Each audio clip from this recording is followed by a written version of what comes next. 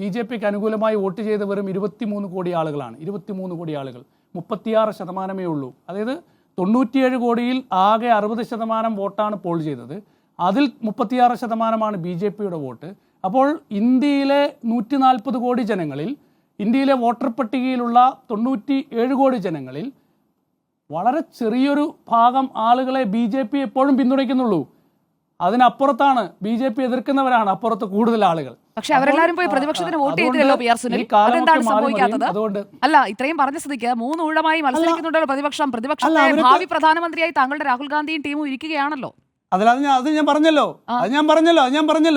97 കോടി ജനങ്ങളിൽ ആകെ വോട്ട് ചെയ്തത് 60% ആളുകളെ ബിജെപിക്ക് വോട്ട് ചെയ്തിട്ടുള്ളൂ. 36% വോട്ട്. താങ്കൾ എത്ര ഇരുന്ന് 36% വോട്ട്.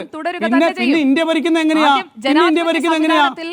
ബിജെപിക്ക് കേവല ഭൂരിപക്ഷം ഉണ്ടോ ലോക്സഭയിൽ? ബിജെപിക്ക് കേവല ഭൂരിപക്ഷം ഉണ്ടോ ലോക്സഭയിൽ? കേവല ഭൂരിപക്ഷം ഉണ്ടോ ബിജെപിക്ക്? കേവല ഭൂരിപക്ഷം ഉണ്ടോ ബിജെപിക്ക് ലോക്സഭയിൽ? കേവല ഭൂരിപക്ഷം ഉണ്ടോ ബിജെപിക്ക്? 2014-ലും 2019-ലും കിട്ടിയ കേവല ഭൂരിപക്ഷം 2024 കിട്ടിയോ? അത് പറയൂ സുജയ, അത് പറയൂ. കേവല ഭൂരിപക്ഷം ഉണ്ടോ? കേവല ഭൂരിപക്ഷം ഉണ്ടോ? ഇല്ല അല്ലേ? 240 സീറ്റല്ലേ ഉള്ളൂ. 240 സീറ്റല്ലേ ഉള്ളൂ. ഇന്ത്യ മുന്നണി എന്ന് പറയുന്ന കൂട്ടത്തിൽ എത്രയുണ്ട്? ആ വലിയ ഒരു ചെന്നായി കൂട്ടമായി ഉണ്ടാക്കിയത് എന്തായി? ബിജെപിയുടെ കാര്യം പറയുമ്പോൾ കിട്ടിയോ? ഇല്ല.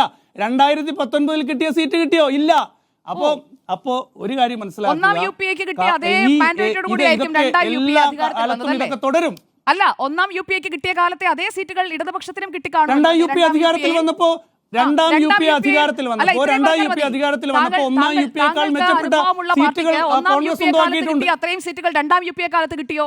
ഇപ്പോഴെത്രയാണ്? 10 തികച്ചെടുക്കാനുണ്ടോ? അതുകൂടി പറയും. നമ്മൾ സംസാരിക്കുന്ന ബി ജെ പിയെ കുറിച്ചാണ്. 2019 ബി ജെ പി കിട്ടിയ സീറ്റും 2024 ബി ജെ പി കിട്ടിയ സീറ്റും എത്രയും അത് മാത്രം പറഞ്ഞാൽ മതി. ഞാൻ അത്രയേ പറഞ്ഞുള്ളൂ. ഇന്ത്യയിലെ 50% ജനങ്ങളും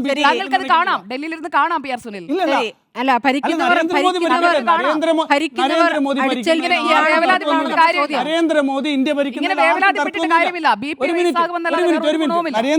ഭരിക്കുന്നതിൽ ആർക്കും തർക്കം. പക്ഷേ ഈ നാട്ടിൽ നരേന്ദ്രമോദി ഇന്ത്യ ഭരിക്കുന്നതിൽ ആർക്കും തർക്കമില്ല. പക്ഷേ മതപരമായും ഭിന്നിക്കുന്ന രാഷ്ട്രീയത്തോടാണ് വിയോജിപ്പ്. ശരി.